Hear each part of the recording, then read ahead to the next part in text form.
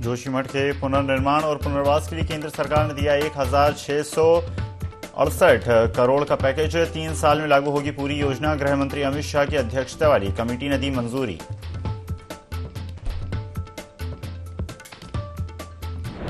कांग्रेस करेगी rate whole miners को सम्मानित। सभी कांग्रेस विधायक देंगे अपने 1 महीने का वेतन। सरकार पर लगाया इवेंट मनाने का आरोप।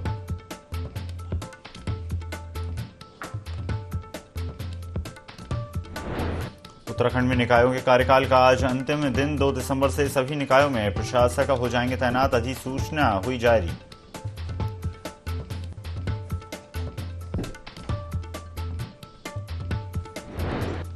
पहाड़ से मैदान तक बदला मौसम। मसूरी में बारिश के बाद छाया कोहरा। नीति घाटी में हुई बर्फबारी।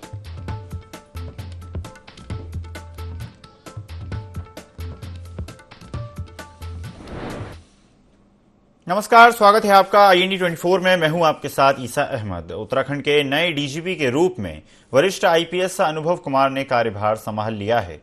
निवर्तमान डीजीपी अशोक कुमार के सेवानिवृत्त होने पर IPS अभिनव कुमार ने कार्यवाहक डीजीपी के तौर पर पुलिस मुख्यालय देहरादून में चार्ज लिया। चार्ज संभालने के बाद अभिनव कुमार ने कहा कि पीड़ितों को न्याय दिलवाना और कानून व्यवस्था सुनिश्चित करना हमारी प्राथमिकता है। साथ ही आजकल साइबर अपराध पर एक बड़ी चुनौती है। इससे निपटने के लिए हमें बेहद मजबूत और सतर्क होना होगा, जिसके लिए सिपाही स्तर से ही साइबर एक्सपर्ट तैयार करने होंगे। साथ ही हमें सिपाहियों को भी साइबर अपराधों से निपटने के लिए ट्रेन करना होगा और इसके अलावा महिला अपराधों की रोकथाम के लिए भी विशेष प्रयास करने होंगे।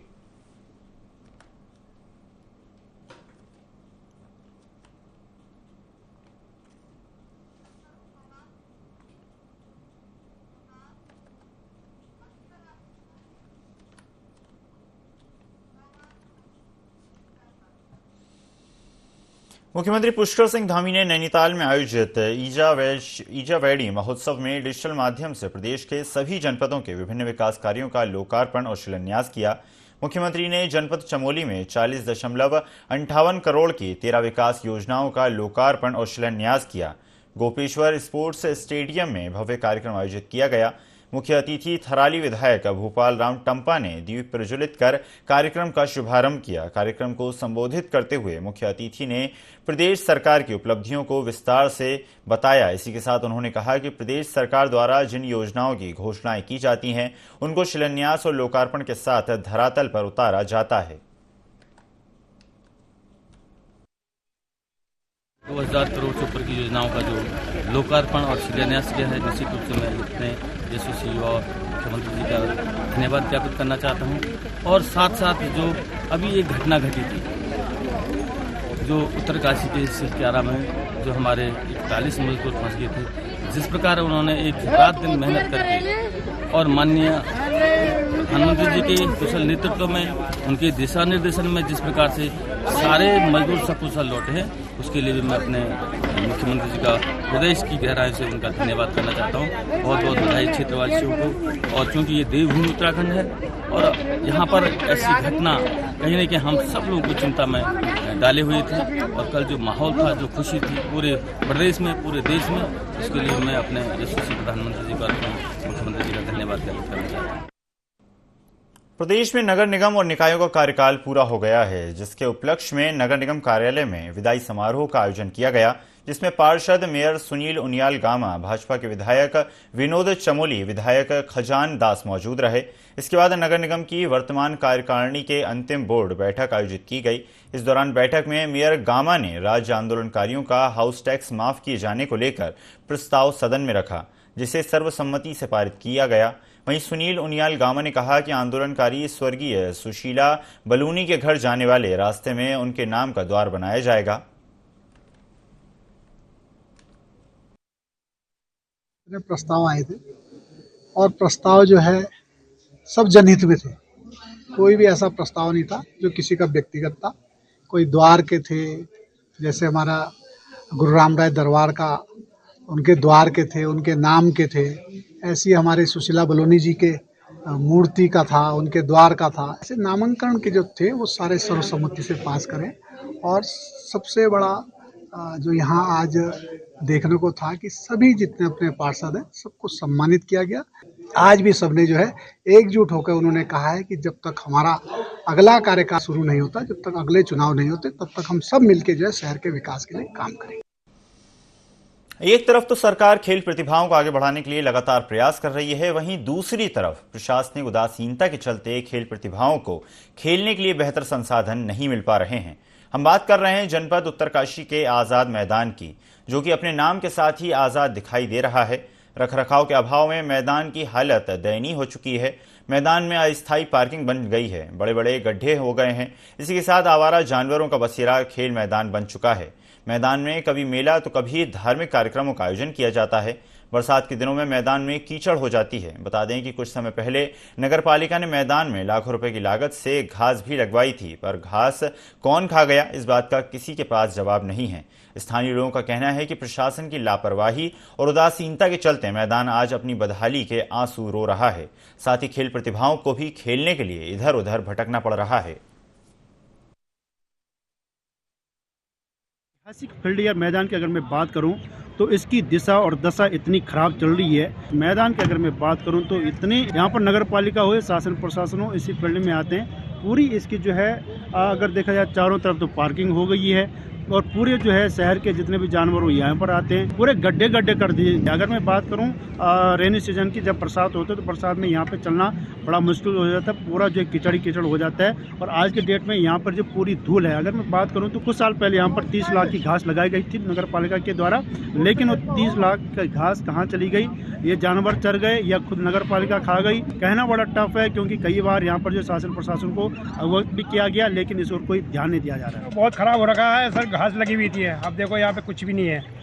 अब देखो यहाँ क्या हाल हो रखा है, फिर में गाड़ी हो रखी है नगर पालिका की। देखो अब पर्ची डेली काटते हैं। बहुत बड़ी कमजोरी है प्रशासन की, इसके बारे में तो कुछ भी कहना बेकार है, क्योंकि इसके लिए कई बार प्रयास किए गए, कई संगठनों के द्वारा भी प्रयास किए गए, लेकिन कोई भी प्रयास सफल नहीं होता है।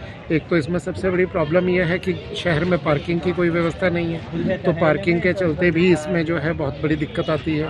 और जिसमें कि मैं तो जहाँ तक समझता हूँ नगर प्रशासन का, नगर पालिका का इसमें बहुत बड़ा कारण है। ये जो है अंडरटेकिंग भी नगर पालिका के है, तो नगर पालिका की ही कमजोरी कहूँगा मैं तो इसको।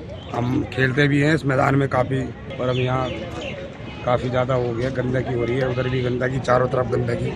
और जो ये व्यापारी हैं इनको जगह थोड़ा कहीं पर एडजस्ट कीजिए कि वरना ये ऐसे ना घूमे, कभी उधर कॉलेज के पास, कभी इधर, कभी फील्ड में, कभी इधर भागते रहते हैं। ये भी बेचारे कहाँ जाएंगे, इनको भी रोजगार चाहिए, सबको अपना परिवार पालना है। और बाकी इस फील्ड की बात रही तो इसमें हमेशा खेल कूद के लिए मैदान होना चाहिए।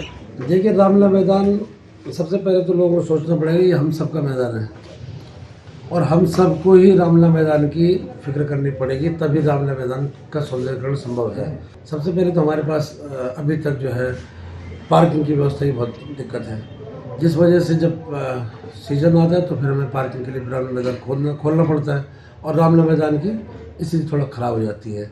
इन सब चीज़ों को देखते हुए रामलीला मैदान बहुत बेहतर तो नहीं रह पाया। रामलीला मैदान हमारे शहर का हार्ट है, उसको हम सबको सोचना चाहिए और सबको सोचना पड़ेगा, तभी उस रामलीला मैदान का सौंदर्यीकरण बच पाएगा। उत्तरकाशी का आज़ाद मैदान, कहने को तो इसको आज़ाद मैदान कहा जा रहा है, लेकिन इस मैदान के बराबर गुलामी कहीं देखने को नहीं मिल रही। क्योंकि जहाँ पे जो यहाँ के स्थानीय जो बच्चे हैं, जो कि कल के दिन खेल के रूप में एक बड़ी प्रतिभा के रूप में जो है देश का नाम रोशन कर सकते हैं, उनको जो है खेलने के लिए जगह नहीं है। लेकिन चारों तरफ से यहाँ पे जो है गाड़ियाँ लगा दी गई है, घास यहाँ पे लगाई गई थी, लेकिन वो घास कहाँ गई, जमीन पे कुछ नहीं दिख रही है। साथ ही साथ जो यहाँ पे जो ठेलियाँ हैं, उनके द्वारा भी यहाँ पे जो अवैध अतिक्रमण किया जा रहा है। जहाँ पे बच्चों को खेलना चाहिए था, वहाँ पे गाड़ियाँ खड़ी कर दी गई है। जो बच्चे कल के दिन जो है भविष्य में खेल के रूप में जो एक बहुत बड़ी प्रतिभा हमारे देश के नाम रोशन कर सकते थे, लेकिन जो है आज उनके लिए खेलने के लिए कहीं जगह नहीं बची है। जिला मुख्यालय शासन प्रशासन के सामने जो ये जगह है और बहुत ही बुरे हाल है। दीपक नोटेल, IND24। मुख्यमंत्री पुष्कर सिंह धामी ने प्रदेश में विभिन्न योजनाओं का शिलान्यास और लोकार्पण किया। हरिद्वार के ऋषिकुल ऑडिटोरियम में जिला प्रशासन ने कार्यक्रम का आयोजन किया, जिसमें हरिद्वार से सांसद डॉक्टर रमेश पोखरियाल निशंक, पूर्व कैबिनेट मंत्री मदन कौशिक समेत कई विभागों के अधिकारी मौजूद रहे। डॉक्टर निशंक ने विधि विधान से हरिद्वार में 28 करोड़ 32 लाख की योजनाओं का लोकार्पण और 54 करोड़ 30 लाख रुपए की योजनाओं का शिलान्यास किया। इसके अलावा कार्यक्रम में लाभार्थियों को प्रधानमंत्री आवास योजना के तहत प्रमाण पत्र और महिलाओं को महालक्ष्मी किट भी बांटी गई। डॉक्टर निशंक ने कहा कि विकसित भारत संकल्प यात्रा के माध्यम से अंतिम छोर पर बैठे व्यक्ति को भी सरकारी योजनाओं का लाभ दिलाया जाएगा।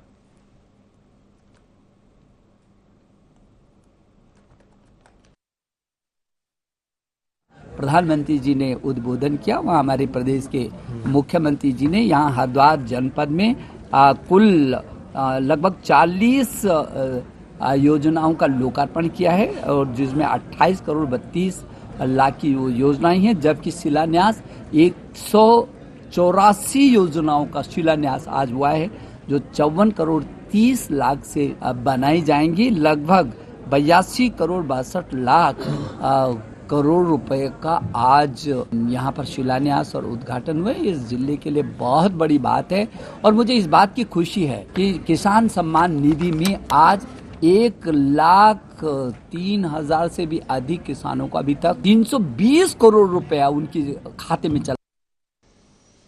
महिलाओं की माहवारी के दिनों को लेकर सौख्यम रियूजेबल ने एक नया प्रयोग किया। कंपनी ने सैनिटरी पैड्स को लेकर भी नया प्रयोग किया, जिसमें केले के फाइबर से पैड्स बनाए गए। कंपनी की तरफ से बताया जा रहा है कि ये सैनिटरी पैड्स को एक बार से अधिक इस्तेमाल कर सकते हैं और बाकी कंपनियों के पैड्स से 90% सस्ते भी हैं, इसलिए बाकी सैनिटरी पैड्स की तुलना में एक बेहतर विकल्प माने जा रहे हैं। और साथ ही कंपनी का दावा है कि इसमें कोई रासायनिक और विषैले पदार्थ नहीं होते हैं। बता दें कि सौख्यम रियूजेबल पैड्स की मैनेजिंग डायरेक्टर अंजू बिष्ट ने पैड्स लॉन्च के लिए एक कार्यक्रम का आयोजन किया, जिसमें इसके बारे में जानकारी दी गई। अंजू बिष्ट को भारत की पैड वुमेन के नाम से भी जाना जाता है।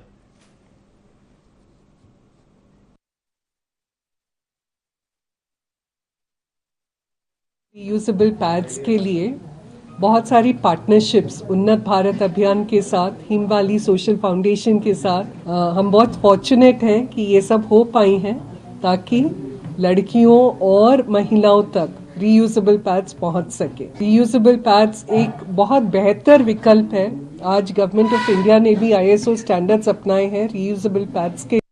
चमोली में विकसित भारत संकल्प यात्रा के तहत कर्णप्रयाग ब्लॉक के जयकंडी और उत्तरी तथा दशोली ब्लॉक के वीरांगना और देवलधार में कार्यक्रम आयोजित किए गए, जिसमें विभागों ने संचालित जन कल्याणकारी योजनाओं की जानकारी दी। कार्यक्रम में PM आवास की 15, उज्ज्वला योजना के 10, PM किसान के 12 योजना से वंचित लोगों को चिन्हित करते हुए योजना से लाभान्वित किया गया। साथ ही आयुष्मान भारत योजना के तहत 7 आयुष्मान कार्ड भी बनाए गए।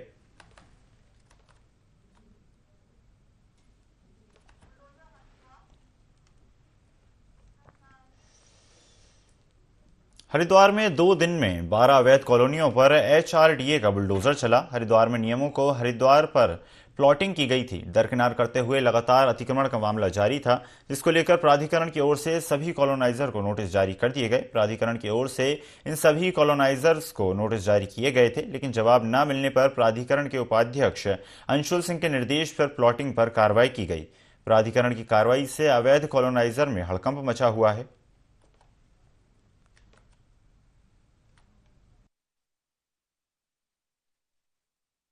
भी लोग हैं कि जो प्लॉट्स खरीदते हैं वो अवैध प्लॉट्स होते हैं। HRDA का नक्शे जो लेआउट अप्रूवल है वो ज़रूर देख लें एक बार, क्योंकि प्रॉब्लम ये आती है अगर आप ऐसे जगह आप प्लॉट लेते हैं, बाद में आपको घर का नक्शा पास कराने में भी डिफ़िकल्टी होती है।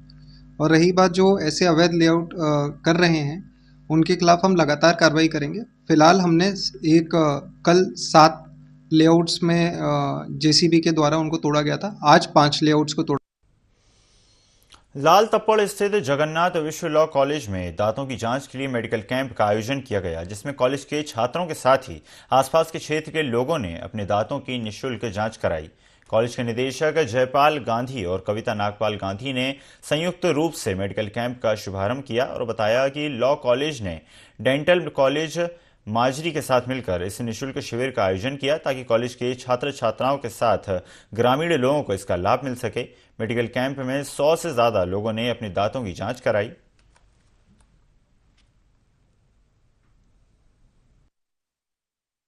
लोगों ने उत्तराखंड डेंटल कॉलेज के साथ मिलकर जगन्नाथ विश्व कॉलेज में डेंटल चेकअप का कैंप लगाया है। उसमें गांव वालों ने भी और स्टूडेंट ने भी बढ़ चढ़ के हिस्सा लिया।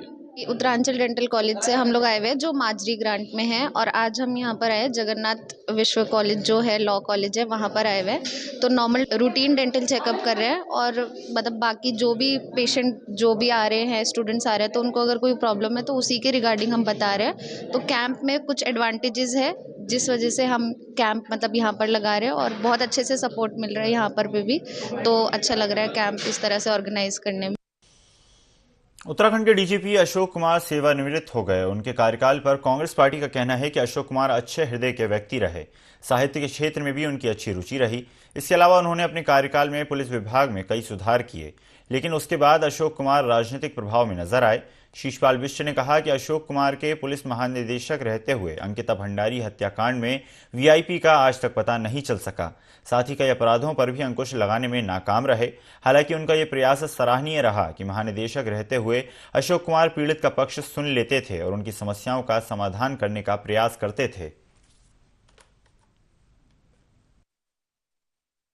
डीजीपी अशोक कुमार जो है बहुत ही अच्छे हृदय के व्यक्ति रहे। पहले उन्होंने पुलिस में काफ़ी सुधार के काम भी किए, लेकिन बाद में वो राजनीतिक प्रभाव में नजर आए और राज्य में कानून व्यवस्था उनके उसमें दौर में बहुत ख़राब हालात में भी गई। बेटी अंकिता भंडारी प्रकरण में जो है आज तक वीआईपी के नाम का पता नहीं लगा। पेपर लीक प्रकरण में हाकिम कौन है आज तक पता नहीं लगा। और बेरोजगार छात्रों पर लाठी चार्ज के बाद जो है पुलिस की छवि बहुत ज़्यादा खराब हुई। और राजधानी में ही आप देखिए कि आए दिन जिस तरीके से हत्या, अपहरण, बलात्कार और डकैती की घटनाएं ताबड़तोड़ तरीके से हुई, तो उसमें वो लगाम लगाने में जो है नाकाम भी साबित हुई। लेकिन कुल मिलाकर के जो है अशोक कुमार जी एक अच्छे व्यक्ति थे और निश्चित तौर पर उनका प्रयास रहता था कि पीड़ित का जो है पक्ष सुना जाए। हम उनके उज्जवल भविष्य की कामना करेंगे। देहरादून पुलिस लाइन में डीजीपी अशोक कुमार के रिटायर होने पर विदाई समारोह का आयोजन किया गया। इस दौरान उत्तराखंड पुलिस के तमाम आला अधिकारी भी मौजूद रहे।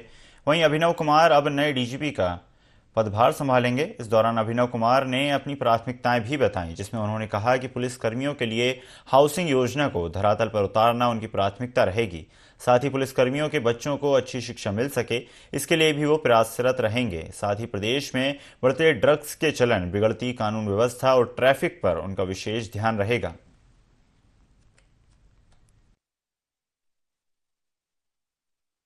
वेलफेयर के कई आयाम हैं, हाउसिंग एक बहुत बड़ा आयाम है। हमारे पुलिसकर्मियों के बच्चों की अच्छी शिक्षा, उनका स्वास्थ्य, ये सब मेरे लिए प्राथमिकताएं रहेंगी। और सबसे पहली हमारी जैसे जिसका हमारे माननीय गृह मंत्री जी ने भी कहा है कि हमें पुलिसकर्मियों के लिए जो हाउसिंग सेटिस्फैक्शन लेवल है उसको बढ़ाना है। और उस दिशा में अभी कुछ दिन पहले माननीय मुख्यमंत्री जी ने शहीद दिवस पे 100 करोड़ रुपए की घोषणा भी की थी, तो उसको भी हम जमीन पे लाएंगे, सार्थक करेंगे।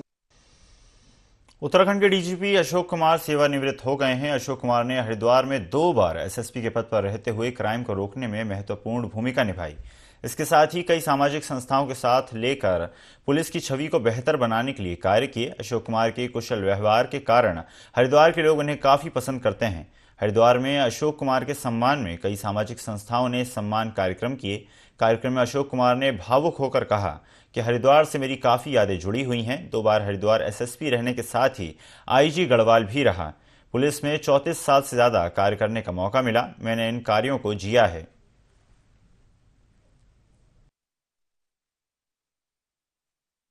वासी आए हैं, विभिन्न वर्गों के लोग आए हैं और बहुत ही अच्छा लगा, क्योंकि हरिद्वार से मेरी बहुत यादें जुड़ी हैं। 2 बार मैं एसएसपी हरिद्वार रहा हूँ, आईजी गढ़वाल भी रहा हूँ। तो जैसे एक हमारे सर्विस के 34.5 साल के बाद कल मेरा आखिरी दिन है, तो लोगों के हरिद्वार के लोगों के बीच आकर के अच्छा लगा। लोगों ने सम्मान दिया और जैसा मैंने कहा कि हमेशा मैं सख्त और संवेदनशील पुलिस को जिया हूँ कि अपराधियों के प्रति सख्त होनी चाहिए पुलिस, आम आदमी के प्रति मित्रवत होनी चाहिए और विक्टिम के प्रति संवेदनशील होनी चाहिए। ब्लॉक सभागार लोहाघाट में ब्लॉक प्रमुख नेहा ढेक की अध्यक्षता में आयोजित बीडीसी की बैठक में जिलाधिकारी नवनीत पांडे ने विभागवार विकास कार्यों की समीक्षा की। उन्होंने अधिकारियों को लोगों की समस्या का समाधान करने के निर्देश दिए। बैठक में ग्राम प्रधान संगठन की प्रदेश उपाध्यक्ष सरिता अधिकारी ने लोहाघाट पंचेश्वर चमदेवल सड़क की घटिया गुणवत्ता से डामरीकरण की शिकायत रखी। बैठक में सभी विभागों की करीब 55 समस्याएं उठी, जिनके निराकरण के निर्देश तुरंत दिए गए।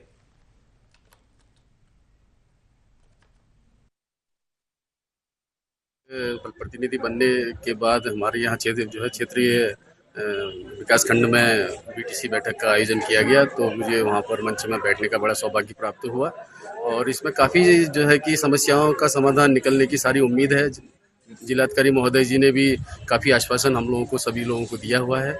मैंने सबसे एक मेन मुद्दा अपना चौमेल सड़क मोटर मार्ग का रखा था, जो लोक निर्माण विभाग से था, और उसमें उन्होंने उसकी हॉटमिक्स के लिए डीपीआर तैयार करने के लिए कहा हुआ है विभाग द्वारा, और जिलाधिकारी महोदय द्वारा आश्वासन दिया गया कि इन समस्याओं से जल्दी निजात। जशपुर में नाबालिग से दुष्कर्म का मामला सामने आया है। जानकारी के अनुसार नाबालिग और आरोपी की बाजार में दुकान लगाने के दौरान दोस्ती हुई थी, जिसके बाद आरोपी का नाबालिग के घर पर आना जाना शुरू हो गया। एक दिन नाबालिग स्कूल से घर वापस लौट रही थी, तभी आरोपी ने उसे बहला फुसला कर अपने साथ ले गया और दुष्कर्म की वारदात को अंजाम दिया। पुलिस ने पीड़िता के परिजनों की शिकायत पर आरोपी के घर से नाबालिग को बरामद किया, साथ ही आरोपी को गिरफ्तार करके कार्रवाई शुरू कर दी। पुलिस ने आरोपी पर पॉक्सो एक्ट के तहत मामला दर्ज करके कार्रवाई शुरू कर दी है।